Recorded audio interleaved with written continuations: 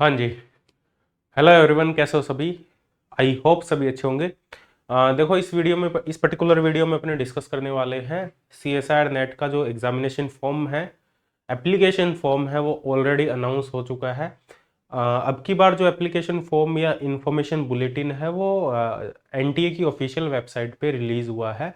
जो अपनी एक C S I R NET N T A की जो वेबसाइट है उस पर रिलीज़ नहीं हुआ, उस पर रिजल्ट रिलीज़ होगा।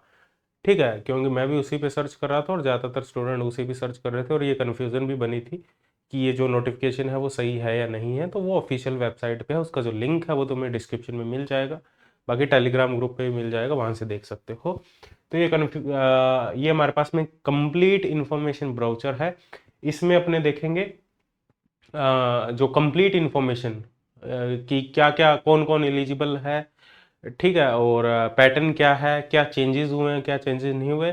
और यहाँ पे ये देख सकते हो कि ज़्यादा कुछ चेंजेस नहीं है, लेकिन जो नए स्टूडेंट है, जो पुराने स्टूडेंट है जिन्होंने पिछली बार एग्ज़ाम दिया था, दोबारा अटैम्प्ट करेंगे, उन्हें तो सब कुछ पता है। लेकिन जो नए स्टूडेंट है जो फर्स्ट टाइम एग्ज़ाम देना चाहते हैं, ठीक है, तो वो एक बार इस वीडियो को डिटेल में ज़रूर देख लेना, कंप्लीट सारी इन्फॉर्मेशन बताऊँगा। ठीक है। तो ये जो एग्ज़ाम है, joint C S I R U G C national eligibility test NET का एग्ज़ाम है for J R F and lectureship, और दिसंबर 2023 के लिए हर 6 महीने में ये एग्ज़ाम होता है। तो ये दिसंबर के लिए है हमारे पास में। ठीक है, तो इसमें मैंने ऑलरेडी हाईलाइट कर दी है जो जो चीज़ें इंपॉर्टेंट है, जो तुम्हें ध्यान में रखनी है। ठीक है, वो मैंने सारी चीज़ें हाईलाइट कर दी है। हाँ, जो तुम्हारा, एक सेकंड रुको, हाँ ये यहाँ से हाईलाइट की है। जो रजिस्ट्रेशन स्टार्ट हो रहा है वो आज से ही स्टार्ट हो रहा है, 1 नवंबर से। आज ही मैं वीडियो बना रहा हूँ रात को, लगभग अभी टाइम हो चुका है, लगभग 10 साढ़े 10 बज चुके हैं इस टाइम पे मैं वीडियो रिकॉर्ड कर रहा हूँ। तो ऑनलाइन रजिस्ट्रेशन तुम्हारा 1 नवंबर से स्टार्ट हो चुका है, लगभग 30 दिन ये रजिस्ट्रेशन रहेगा, पूरा नवंबर चलेगा। उसके बाद में इसकी जो लास्ट डेट है वो 30 नवंबर है। ठीक है, 11:50 PM तक। और फीस की बात करें तो जनरल कैटेगरी के लिए जो फीस है वो 1100 रुपये है। जनरल ई डब्ल्यू एस और ओ बी सी के लिए 550 रुपये, एस सी एस टी के लिए 275, थर्ड जेंडर 275, और पी डब्ल्यू डी कैंडिडेट के लिए कोई फीस नहीं है यहाँ पे। एक एक पॉइंट इन्होंने ये लिखा है, जो ओबीसी कैंडिडेट जो नॉन क्रीमी लेयर में नहीं आते या क्रीमी लेयर में जो ओबीसी ओबीसी कैंडिडेट आते हैं, वो ईडब्ल्यूएस में अप्लाई कर सकते हैं यदि वो इलिजिबल है ईडब्ल्यूएस में। ठीक है, ये बकायदा इन्होंने एक अलग से लाइन लिखी है। तो यदि आप ओबीसी में हो और क्रीमी लेयर में हो तो आप ईडब्ल्यूएस कैटेगरी में अप्लाई कर सकते हो। यदि आप ईडब्ल्यूएस, वो जो अपना इनकम वगैरह होती है, उस कैटेगरी में आप हो तो वहाँ अप्लाई कर सकते हो। ठीक है। हाँ, और करेक्शन, यदि कोई फॉर्म में कोई भी गलती हो जाती है तो करेक्शन होगा 2 दिसंबर से 4 दिसंबर तक। ठीक है, और जो एग्जामिनेशन डेट है वो ऑलरेडी पहले से अनाउंस कर दी थी ट्विटर पर। तो ये है 26, 27 और 28 दिसंबर को। और किस दिन किस सब्जेक्ट का होगा वो अभी नहीं मेंशन किया है, और किस स्लॉट में होगा वो सब कुछ अनाउंस कर देंगे बाद में। बट ये है कि एग्ज़ाम अब तुम्हारे पास में लगभग हम कह सकते हैं 26, 27, 28 को है, तो ऑलमोस्ट मान सकते हैं 50 दिन है। ठीक है, 30 दिन ये और 20 दिन वो, 5 दिन को मत कंसिडर करो, वो रिवीजन के लिए ही है। लास्ट के दिनों में तो कुछ और नहीं कर सकते, तो वो रिवीजन ही होते हैं। बस 50 दिन बड़े तौर पे मान के चलो कि 50 डेज है तुम्हारे पास में, उसमें तुम्हें कंप्लीट अपना, और ज़्यादा अब ज़्यादा फोकस रिवीजन पे ही करना है।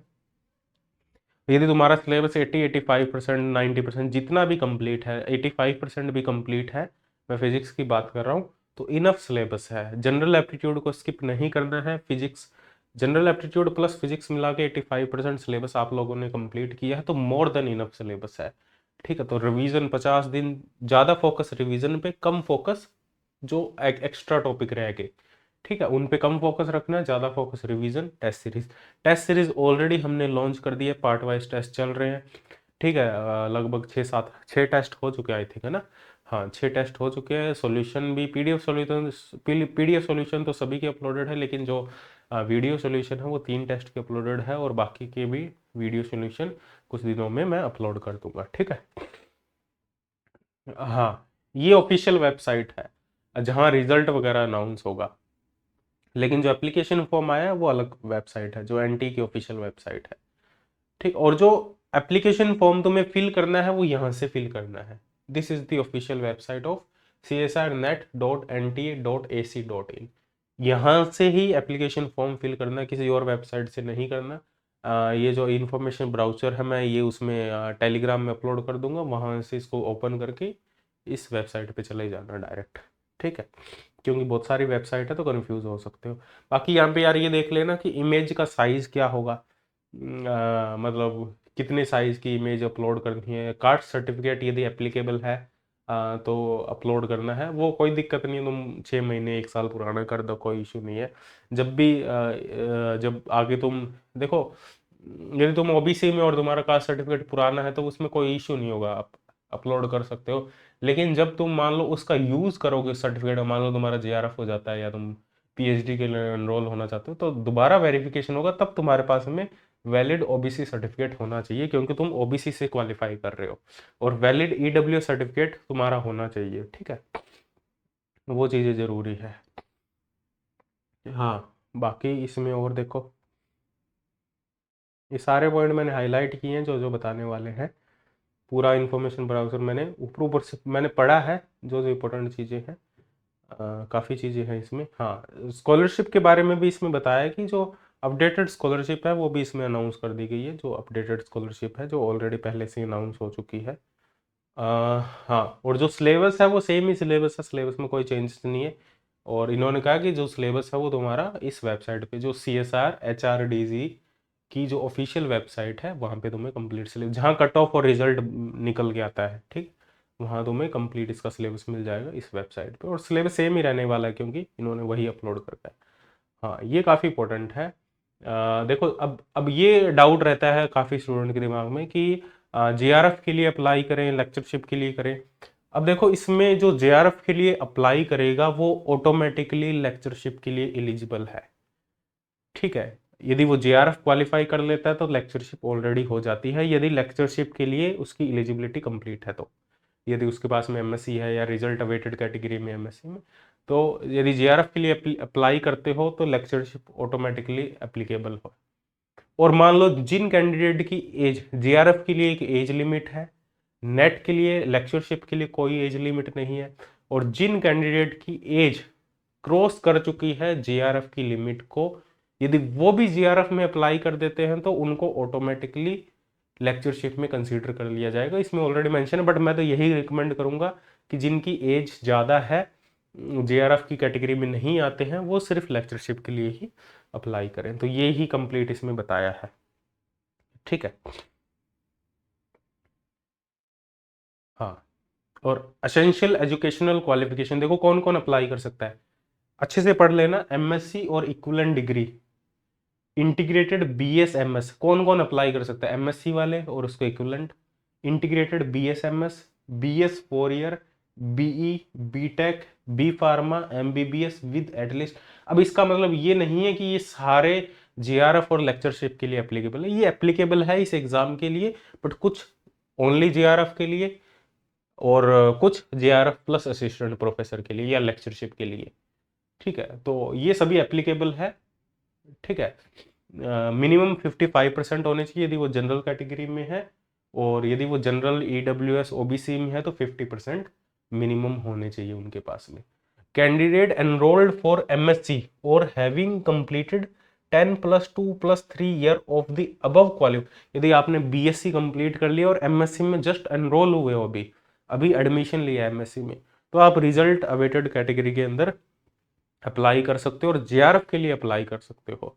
बट वो जेआरएफ कब तक वैलिड रहेगा, रिजल्ट आने के बाद 2 साल तक वैलिड रहेगा, 2 साल के अंदर अंदर आपको पीएचडी में एडमिशन लेना पड़ेगा। और जो नेट हो जाता है तो वो लाइफ टाइम वैलिड है, लेकिन उसमें ये भी कंडीशन है कि आपने एमएससी 2 साल में पूरी की है, ठीक है, दैट इज द रिक्वायरमेंट, ये होना चाहिए। और देखो इसमें क्या है, बीएससी ऑनर्स और इक्विवेलेंट डिग्री विद होल्डर और student enrolled in the integrated MS PhD program with at least 55% without rounding off marks for general and general EWC 55% और 50% वो बता रहा है। ये लाइन देखो, candidate with bachelor degree will be eligible for CSIR fellowship only, जिनके पास में सिर्फ बैचलर डिग्री है they are eligible for CSIR fellowship only, after getting registered enrolled for PhD integrated PhD program with in the validity of 2 year. 2 साल के अंदर अंदर यदि वो पीएचडी में एनरोल कर लेते हैं तो आप जीआरएफ के लिए एलिजिबल हो। Candidate possessing only bachelor degree are eligible to apply only for junior research fellowship not for lectureship. बाकायदा इन्होंने अच्छे से ये लाइन लिखी है। ठीक, अब देखो ये कैंडिडेट जो BE, BS, BTech, B pharma, MBBS final year result awaited candidate are eligible to apply for fellowship only. These candidate will not eligible for lectureship और असिस्टेंट प्रोफेसर। जो बीई के हैं, बीएस के हैं या बीटेक के हैं, बी फार्मा के, एमबीबीएस के, तो ये सिर्फ फेलोशिप के लिए ही एलिजिबल है, लेक्चरशिप के लिए एलिजिबल नहीं है। BSc honours final year result awaited candidate, जो बीएससी ऑनर्स वाले कैंडिडेट हैं वो रिजल्ट अवेटेड कैटेगरी में नहीं अप्लाई कर सकते। उनकी जो बीएससी ऑनर्स की जो डिग्री है वो कंप्लीट होनी चाहिए, एप्लीकेशन फॉर्म एंड होने से पहले। ठीक है, तो ये अच्छे से पढ़ लेना, जिनको कन्फ्यूजन हो, फिर भी कोई दिक्कत हो तो पूछ लेना, मेरे से कॉन्टैक्ट कर लेना।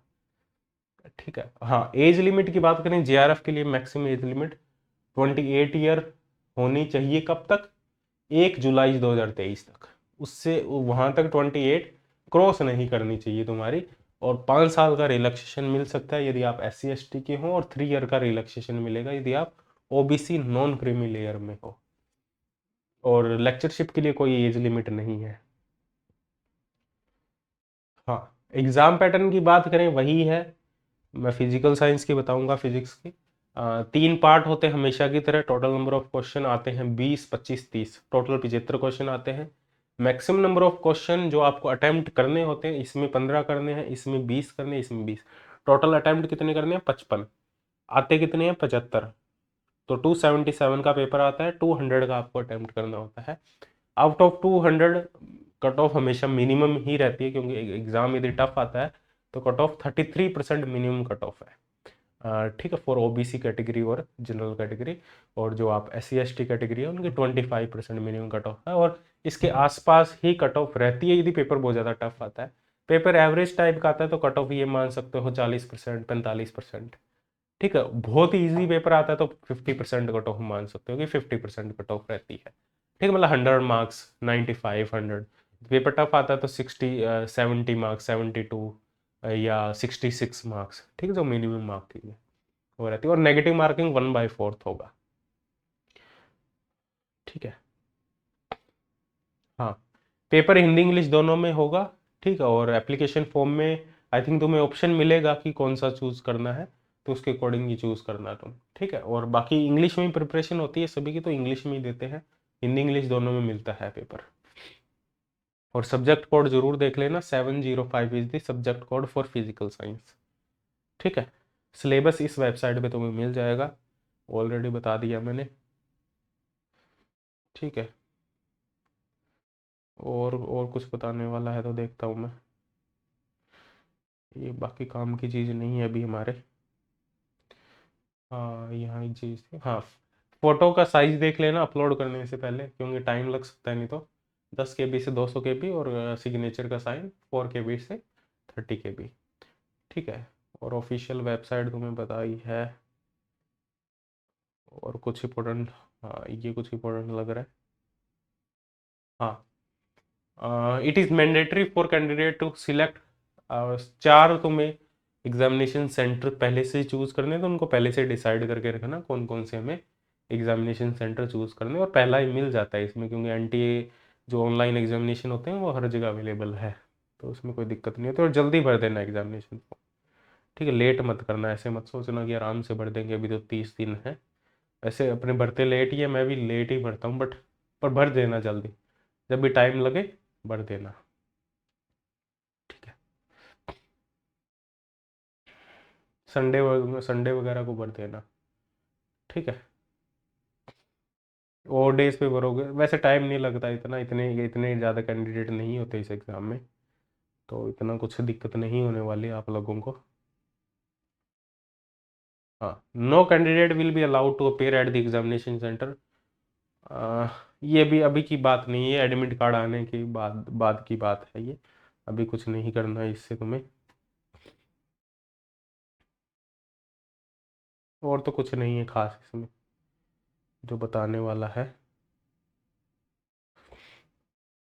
एक चीज और देखी थी यार मैंने इसमें, बाकी यार जो आंसर की वगैरह चैलेंज कर सकते हो वो बाद की बातें हैं सारी, वो अपने कर लेंगे एग्जाम देने के बाद में, अभी कोई ज़रूरत नहीं है। मेमोरी बेस्ड क्वेश्चन भी अपने शेयर नहीं कर सकते, इन्होंने पर्टिकुलरली मेंशन किया, देखो यहाँ पे memory based question by registering for the joint CSR UGC NET December 2023 candidate are covered by the non-disclosure agreement. You are automatically agreemented with this non-disclosure agreement NDA.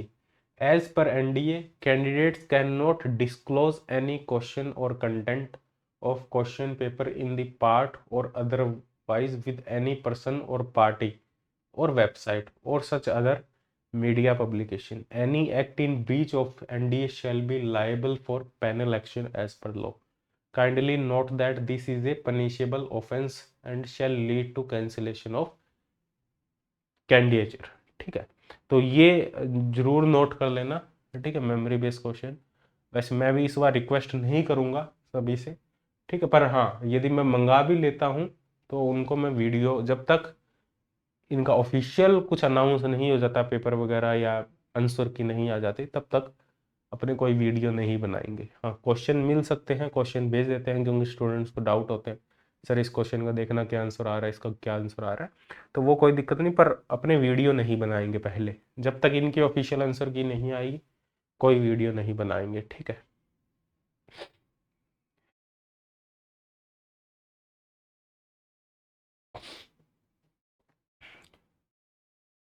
हाँ ये सेंटर्स है, देख लेना यार अलग अलग स्टेट के। ठीक, हाँ इसमें एक जो रिजल्ट अवेटेड कैटेगरी का फॉर्म है ना, वो यही इन्होंने अटैच करके दिया हुआ है ना, ये देख लेना। और जो PWD कैंडिडेट है वो भी देख लेना, अपनी जो भी प्रोसीजर है, ये रहा रिजल्ट अवेटेड कैंडिडेट, ये फॉर्म डाउनलोड कर लेना, और जहाँ भी जिस भी यूनिवर्सिटी में आपने एनरोल किया है MSc के लिए, उस यूनिवर्सिटी के डीन से या जो भी आपका डिपार्टमेंट है वहाँ से, हेड ऑफ ऑफिस से, जहाँ से भी आप एनरोल, वहाँ से जस्ट इसको अटेस्टेड करवा लेना बस कि आप यहाँ एनरोल्ड हो। ठीक है, MSc में, और वो ये पेस्ट करना है साथ में। रिजल्ट अवेटेड वाले जो जिनका MSc फाइनल हो चुका है वो MSc फाइनल की मार्कशीट अपलोड कर सकते हैं। ठीक है, तो आई होप ये सारी इन्फॉर्मेशन इंपॉर्टेंट रही हो। और इसके साथ में बात करें, देखो CSIR नेट फिजिक्स की जो टेस्ट सीरीज है वो ऑलरेडी हमने अनाउंस कर दी थी काफ़ी पहले, और टेस्ट सीरीज चल रही है, पार्ट वाइज टेस्ट चल रहे हैं, अभी भी ज्वाइन कर सकते हो। प्राइस 499 है, इससे कम नहीं होगा। पहले ऑफर प्राइस 399 था, अब जो प्राइस है इसका 499 है, ऑफर प्राइस था वो। ठीक है, और इसमें तुम्हारे पार्ट वाइज टेस्ट होंगे, मिक्स टेस्ट होंगे, फुल लेंथ टेस्ट होंगे, सभी के वीडियो सॉल्यूशन अवेलेबल रहेंगे, और टेस्ट अपने अकॉर्डिंग कभी भी अटेम्प्ट कर सकते हो, कोई इसमें रिस्ट्रिक्शन नहीं है, कोई टाइम बाउंडेशन नहीं है। मैक्सिमम अटेम्प्ट 2 ही है, एक जना एक कैंडिडेट 2 ही टेस्ट अटेम्प्ट, मतलब 2 बार ही एक टेस्ट को अटेम्प्ट कर सकता है, तो 2 टेस्ट तो इनफ आई थिंक। ठीक है, 2 अटेम्प्ट तो इनफ है तुम्हारे लिए, क्योंकि सीरियस होकर अटेम्प्ट दो एक अच्छे से, तो फिर भी एक अटेम्प्ट बच जाता है, बाई चांस तुम्हें दोबारा से पेपर अटेम्प्ट करना हो तो 2 अटेम्प्ट है मैक्सिमम अटेम्प्ट। कभी भी देख सकते हो, कोई बाउंडेशन नहीं है, कोई टाइम रिस्ट्रिक्शन नहीं है, और मैक्सिमम मार्क्स तुम्हें ग्रुप पे बता दिया जाएगा, जो टेलीग्राम ग्रुप है ऑफिशियल, उस पर बता दिए, या एक अलग से एक टेलीग्राम ग्रुप है जो CSIR नेट दिसंबर 2023 टेस्ट के लिए ही है, तो वो ज्वाइन कर लेना। ठीक है, और इसके साथ में अपने बात करें, इसका जो लिंक है डिस्क्रिप्शन में है। हाँ, और इसके साथ में मैंने कुछ, देखो जो स्टूडेंट अभी सोच रहे हैं कि एग्ज़ाम चलो अटेम्प्ट करते हैं, और इसके लिए मैंने इम्पोर्टेंट टॉपिक की एक वीडियो बनाई है, रिसेंट वीडियो में जाके देख लेना, इम्पोर्टेंट टॉपिक जहाँ से डेफिनेटली क्वेश्चन बनेंगे वो कौन कौन से टॉपिक है, और इसके साथ में मैंने 3 मंथ की प्रिपरेशन स्ट्रेटजी बनाई थी, वो भी एक बार देख लेना। और मैं तो यही कहूँगा कि जिनका 80%, 85%, 75% सिलेबस कंप्लीट है, तो वो अपना जितना भी 15 नवंबर तक अपना सिलेबस होता है, ठीक है, 15 नवंबर तक जितना भी जो पेंडिंग है वो करो कवर। ठीक है, और साथ साथ में रिवीजन भी चलने दो, और टारगेट मानना 15 नवंबर से 15 नवंबर से 25 दिसंबर तक कितने दिन हो जाते हैं? 25 और 15, 25 5 30 10 40, 40 दिन तुम्हें क्या करना है? 40 डेज इसको सिर्फ रिवीजन और टेस्ट पे ही देना है और कुछ नहीं करना। यही है एक अल्टीमेट ट्रिक, ठीक है, जिसकी हेल्प से तुम डेफिनेटली एग्जाम क्वालिफाई कर दो। रिवीजन जितना मैक्सिमम हो सके, मतलब अपने जो नोट्स है उनको घोट के पी जाओ। मतलब हर एक चीज़ तुम्हें याद रहनी चाहिए, ये कहाँ लिखा है, ये कहाँ लिखा है, इस पेज पे क्या लिखा है, इस पेज पे क्या लिखा है। अपने शॉर्ट नोट्स होने चाहिए, उन शॉर्ट नोट्स के तुम्हें पता होना चाहिए। इतनी बार उनको पढ़ दो शॉर्ट नोट्स कि पता होना चाहिए कि इस पेज पे क्या लिखा है, इस पेज पे क्या लिखा है, इस पेज पे क्या लिखा है। ये सारी चीज़ें पता होनी चाहिए, तब मैं कह सकता हूँ कि तुम्हारी रिवीजन बहुत अच्छी है। और रिवीजन जितनी अच्छी होगी पेपर तुम्हारा उतना ही अच्छा होगा, ठीक है, क्योंकि कॉन्फिडेंस आता है रिवीजन से ही। कॉन्फिडेंस आता है, जब तक रिवीजन नहीं है। अब मान लो मैं भी बिना रिवाइज करे पेपर दूँ तो पेपर बिल्कुल खराब होगा, ठीक है, इतना अच्छा पेपर नहीं होगा, चाहे मैंने कितना भी पढ़ा रखा हो। बिना रिवीजन के मेरे को भी पेपर देने से पहले 1 महीने अच्छे से रिवीजन करनी पड़ेगी हर एक चीज़ की, ठीक है, याद रखनी पड़ेगी चीज़ें। मेरे को भी याद नहीं है फॉर्मूले, चाहे पढ़ा दिया हो लेकिन फॉर्मूले तो याद नहीं है ना अब, ठीक है। हाँ, एग्जाम टाइम पे जब किया था तब याद थे, अब याद नहीं। हाँ, आप तो पढ़ाना है और पढ़ाने के लिए देख के पढ़ा दो फॉर्मूले, उसमें क्या है, ठीक है। नोट्स बने हुए मेरे खुद के मेरे पास में, तो दोबारा से पढ़ाना है तो देख के पढ़ा दो, ठीक है, तो वो कोई दिक्कत नहीं है। पर एग्जाम टाइम में रिवीजन जरूरी है, ठीक है, मस्ट है, इसको स्किप नहीं कर सकते। और इससे ज़्यादा इंपॉर्टेंट टेस्ट सीरीज, टेस्ट जरूर अटेम्प्ट करोगे, ठीक है। टेस्ट सीरीज ज्वाइन कर सकते हो वेबसाइट से भी और ऐप से भी, ठीक है। ये कुछ इंपॉर्टेंट इन्फॉर्मेशन थी जो मुझे देनी थी। और बाकी अच्छे से यार प्रिपरेशन करते रहो, पढ़ते रहो, और best of luck for your exam. बाकी टाइम टू टाइम मैं और भी वीडियोस लेके आता रहूँगा, स्ट्रेटजी प्रिपरेशन, कुछ इंपॉर्टेंट पॉइंट्स क्या क्या ध्यान रखना है वो सारी चीज़ें, बाकी देखते हैं और भी क्या प्लान कर सकते हैं, ठीक है। तो मिलते हैं नेक्स्ट सेशन में, बाय बाय, टेक केयर।